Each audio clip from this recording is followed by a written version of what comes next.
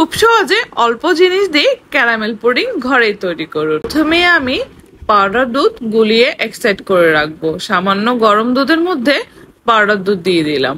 এরপর চলে এলাম মাত্র 3টা ডিম দিয়ে আমি আজকে ক্যারামেল পুডিং করব। অনেকের চিন্তা আছে যে কম ডিম দিয়ে ক্যারামেল পুডিং হয় না। আর এখানে একটা মজার কথা বলি আপনাদেরকে, আমার হ্যান্ড উইক্সটা আমার মেয়েটা কোথায় জানি হারিয়ে ফেলেছে। পরিমাণ মতো চিনি, যে যেমন চিনি খায় তেমন।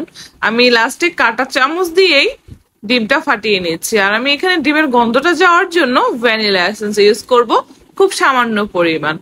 আর এখানে যে আগে পাউডার দুধটা গুলিয়ে রেখেছিলাম ওইটা দিয়ে দিচ্ছি। পাউডার দুধ দিলে কি হয়, পুডিংটা অনেক ক্রিমি হবে। আর আমি হাফ কেজি পরিমাণ গরুর দুধটা ঘন করে নিয়েছি, ওই দুধটা লাস্টে অ্যাড করে দিচ্ছি। এখন ভালোভাবে ডিম আর দুধ মিক্স করে নিতে হবে। দেখতে পাচ্ছেন কালারটা এখন কতটাই সুন্দর আসছে। আমি ক্যারামেলটা আগে রেডি করে ফেলেছি। আমি যে পাত্রতে পুডিং বানাই সেখানে আমি সামান্য 3 চামচ চিনি দিয়ে সামান্য পরিমাণ পানি দিয়ে ক্যারামেলটা তৈরি করেছি। আর এখন হচ্ছে দুধটা দিয়ে দিলাম।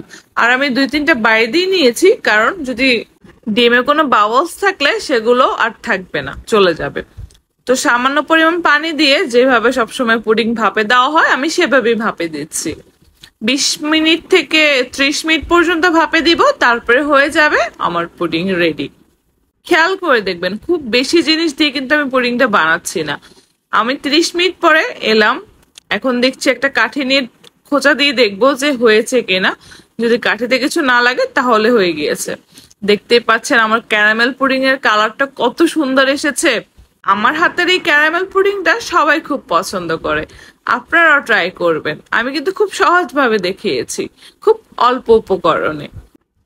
ট্রাই করে আমাকে জানাবেন কেমন হয়েছে।